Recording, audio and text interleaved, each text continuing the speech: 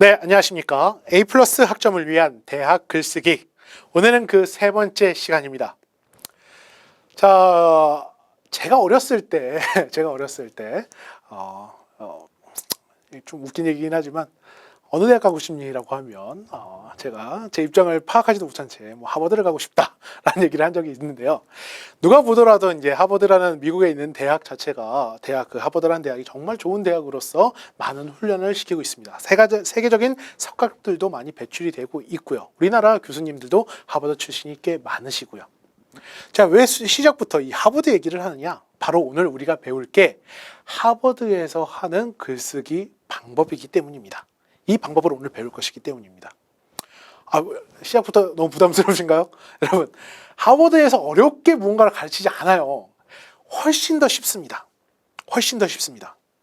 특히 여러분이 좀 더 이제 마음을 놓으셔야 될 필요가 있는 게 어떤 거냐면, 여러분, 우수한 사람일수록요, 똑똑한 사람일수록, 좋은 작가일수록 글을 쉽게 씁니다. 글을 어렵게 쓰지 않아요. 예시를 하나 들어볼까요? 하버드의 명강의 중에 마이클 샌델의 정의는 무엇인가라는 강의가 있습니다. 그게 하버드 인문학 쪽에서 가장 유명하고 가장 선호하는 강의인데요. 우리나라에서도 EBS에서 이런 영상 콘텐츠로서 만들었었죠. 보신 분들도 있고 안 보신 분들도 계시겠지만, 하버드 강의라고 하면 여러분 너무 어려울 것 같잖아요. 아니에요. 그 내용만 보면 중학생들도 이해할 수 있을 정도의 내용입니다. 그럼 그 강의하시는 교수님께서, 마이클 샌델 그 교수님께서 지식 수준이 중학생 수준이 아니잖아요. 어떤 의미냐면, 지금 그 정도의 영역이 될수록 효과적인 글쓰기와 말하기가 전제가 된다는 건 그만큼 이해도를 넓히게 된다는 것이고, 이걸 꾸준하게 연습을 시킨다는 얘기입니다. 그래서 이 하버드 글쓰기라는 건 하버드에서 하는 어려운 글쓰기를 말하는 게 아니고요. 세계적인 석학이나 어떠한 논증을 하기 위해서 가장 효과적인 글의 구조화된 방법을 의미하는 겁니다. 그래서 오늘은 그 방법에 대해서 여러분과 같이 이야기를 나눠보도록 하겠습니다. 자, 시작하기에 앞서서 이 측면 한번 볼까요? 보통 이 글쓰기는 세 가지로 구분이 됩니다. 자, 여기서 보시면 개인적 글쓰기, 분석적 글쓰기, 논증 글쓰기라는 거죠.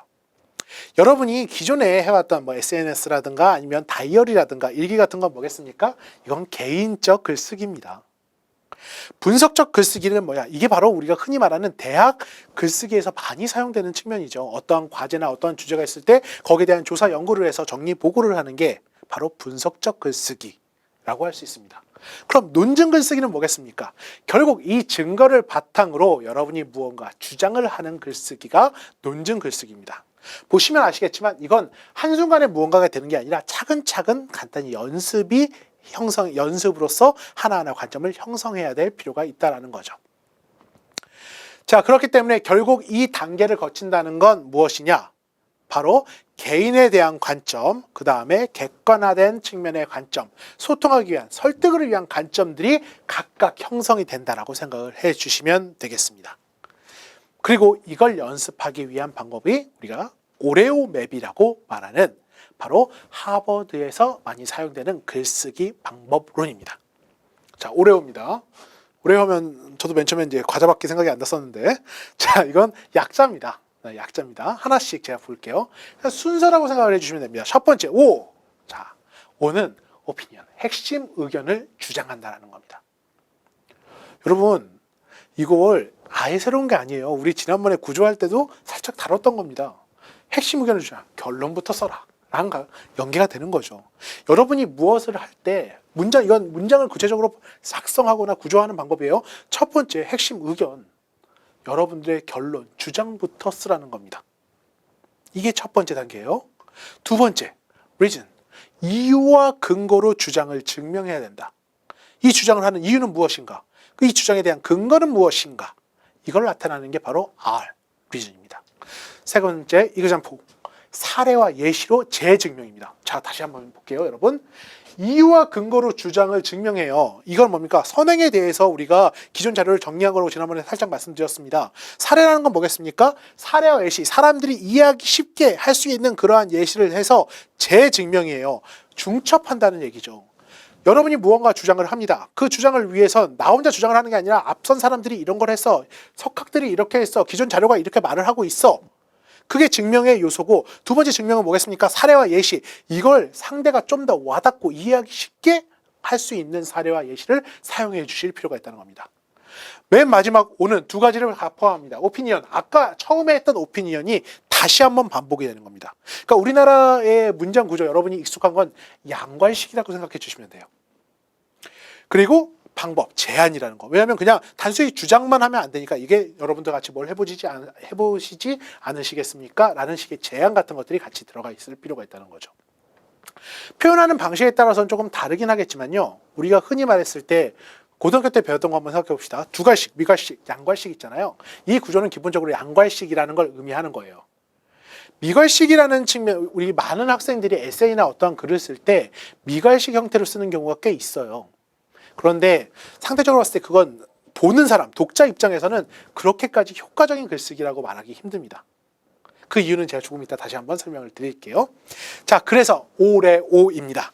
오레오입니다. 그래서 이 구조는 opinion, reason, example, opinion. 이 구조가 첫 번째 의견, 이 opinion 처음 단계에서 하위 단계로 다 들어가 있다고 생각을 해주시면 돼요.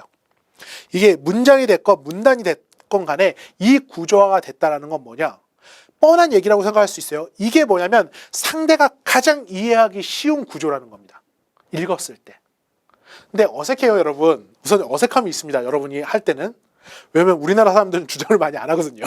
그래서 첫 번째로 과제를 낼 때도 논증을 할 때도 내 생각은 이렇습니다. 어떠한 주장을 많이 하지 않아요. 그 주장을 말하는 걸 예의에 어긋나거나 약간 조심스러워하는 게 인식하는 경우가 꽤 많습니다. 그러다 보니까 이 측면이 익숙하지 않은 거죠. 대화할 때도 마찬가지잖아요. 우리 드라마나 이런 데서 많이 나오지 않습니까? 돌려 말하지 말고 그래. 하고 싶은 말이 뭐야? 근데 그 하고 싶은 말을 조심스러워하는 경향이 꽤 많아요. 반면에 외국에 사는 혹은 해외에 거주하거나 해외 대학에서 이런 것들을 해보면 우선 그런 건 있습니다. 되게 질문이나 어떠한 본인의 주장이 맞는지 틀리는지는 별개고 우선 거기에 대한 꺼리낌은 없어요. 그러니까 주장을 한다 이거죠. 그러니까 이 측면 자체가 분명히 이게 객관화되고 직관적으로 상대가 이해할 수 있는가, 이 측면이 아주 중요한 요소라는 겁니다. 그래서 여러분들의 글이 상대한테 여러분들의 글을 이해시키기 위해선 이러한 구조에 대한 연습을 해보실 필요가 있습니다. 자, 그럼 이 측면을요 우리가 한번 예시로서 접근을 한번 해볼까요? 자, 오레오를 제가 이게 종류별로 한번 나눠봤어요. 이게 뭐냐면 에세이를 쓸 때는 그럼 오레오에서 어떻게 하고 싶은가? 자, 내가 하고 싶은 이야기. 에세이라는 게 내 경험을 기반으로 하는 얘기잖아요. 뭐가 있을까요? 그 근래에 제가 얼마 전에 이제 연극을 한 편 본 적이 있는데, 자, 그럼 그 연극에 대해서 연극 배우한테 아니면 연기력에 대해서 어떤 좋은 경험을 했다라는 걸 하고 싶어요. 그래서 많은 사람들이 연극을 봤으면 좋겠다가 내가 하고 싶은 얘기, 에세이로서 하고 싶은 얘기라고 한번 가정을 해봅시다. 그럼 결론은 뭐냐? 실제 오피니언, 내 의견은 뭡니까? 여러분, 대학생활 하면서 많은 연극을 관람해 보세요가 내가 하고 싶은 얘기예요. 그렇게 전제를 깔았을 때, 그럼 reason, 그 얘기를 한 다음에 reason, 이유, 왜 연극을 봐야 되는데? 인문학적인 배경이 늘어나고 아니면 실제 사람의 영화와는 다르게 실제 사람이 호흡하는 공간에서 무언가를 느끼게 되고 소소한 감정적인 이야기를 알 수 있기 때문에 이 이야기를 하게 된 이유입니다. 근데 이 이유라는 게 제 의견만 말할 수도 있죠. 그리고 근거만 있으면 되는 거예요. 요건. 요 측면 같은 경우에는 이유를 말한다는 게 그렇게 생각을 해. 근데 이게 내 주장이냐? 아니요. 연극이 사람에게 어떤 효과를 준다라는 건 무슨 연구에서 기존에 어떤 사람들이 이렇게 나타냈고 발견했고 도움이 된다는 게 나타났습니다. 선행, 이 측면에 있어서 근거가 나타나는 거죠. 그러니까 여러분이 이걸 보셔야 되고 거기에 대한 근거까지 포함하는 게 이 R, 리즌이라는 측면입니다. 그럼 사례는 뭐겠습니까? 구체적으로 의미 있는 이야기. 제가 지난주에 대학로에 가서 무슨 연극을 봤는데 이러이러한 장면과 이러이러한 측면에서 훨씬 더 많은 걸 느끼고 저거했습니다. 그래서 여러분과 같이 이걸 공유하고 싶어요 라는 측면의 구체적이고 주관적인 사례가 되는 거죠. 그래서 뭐? 연극을 보세요.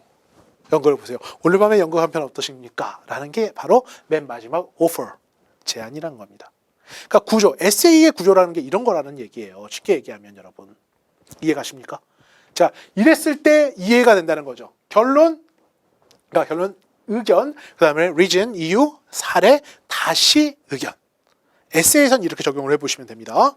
그럼 요걸 좀 더 구체적으로 단어로서 한번 정리를 해볼게요. 단어 같은 경우는 그럼 위에서만 이렇게 말하면 여러분이 그러니까 내용 구성만 보니까 문장으로 했을 땐 뭐 하고 싶으면 뭐 해라 라는 게 바로 의견인 거예요. 여러분이 삶을 좀 더 풍족하게 살아가고 싶다면, 행복감을 느끼고 싶다면 연극을 보러 가세요. 왜냐하면 어떤 연구에 따르면, 어떠한 내용에 따르면 연극을 봤을 때 이러이러한 이점과 뭐가들이 나타났기 때문입니다. 예를 들면 제가 지난주에 연극을 보러 갔을 때 이랬었습니다. 그러니까 오늘 저녁에 연극을 보러 가세요 라는 거예요. 좀 더 이해하기 쉬우시죠? 에세이의 흐름은 이렇게 잡았을 때가 된다라고 치면, 자, 그럼 우리가 흔히 여러분께 더 중요한 과제나 보고서는 어떻게 해야 될까요? 과제, 보고서. 자, 과제 키워드의 결론 설정이 바로 의견입니다. 그러니까 예를 들어서 교수님이 과제 이제 내주시잖아요. 뭐에 대해서 조사하고 뭐에 대한 리포트를 몇 장 이상 써보세요. 뭐 이런 식으로 하게 되면 그 키워드를 기반으로 이제 주제를 선정해야 되는 거죠. 응? 예를 들어서 뭐 조금 전에 요새 가장 지금 뜨고 있는 게 코로나니까 감염병 예방을 위한 뭐 수칙이라고 치면 그게 결론인 거예요. 뭘 조심해야 된다라는 측면에서 그 결론부터 정해놓고 우리가 지금 감염병에 대한 예방 수칙을 알아야 될 이유와 해당 결론 도출의 이유와 근거를 선행 연구 및 자료로서 접근을 해야 된다는 거죠. 조금 더 쉽게 설명드릴게요. 자, 만약 의견으로서 제가 이걸 조금 더 여러 가지가 들어갈 수 있겠지만 좀 더 이해하기 쉽게 전염병을 예방하기 위해서 손을 무조건 씻으세요 라는 게 제 의견이라고 쳐봅시다. 이게 그 손에 대한 아니면 손 씻기가 감염병 예방에 미치는 영향이라는 걸 과제 키워드로 제가 결론으로 삼았어요. 그러면 리즌, 이유는 뭐겠습니까? 이걸 알아야 될 이유. 지금 사스, 메르스, 코로나 계속해서 전염병들이 돌고 있고 이런 측면에서 우리가 기초적인 습관 자체가 감염병 예방에 도움이 된다라는 게 이유로 들어갈 것이고, 도출의 이유와 근거는 뭐겠습니까? 손 씻기를 했을 때 병균 예방이 이렇게 된다라는 실험이라든가 사례 같은 것들. 그리고 이 측면이 연구로서 나타났다면 이 구체적 사례, 여기 과제에서의 사례는 인터뷰 및 실험 혹은 조사 결과 분석까지도 같이 될 수 있는 거죠. 그러니까 이걸 예시를 조금 더 다르게 표현할 수 있는데요. 이걸 단순히 이렇게 접근하시면 조금 더 좋을 것 같아요. 만약에 이게 대학 과제라는 전제하에 보면 위에 있는 이 실험 같은 거 있잖아요. 실험이 여기서도 들어갈 수도 있고 여기서도 들어갈 수 있겠죠. 상대적으로 봤을 때.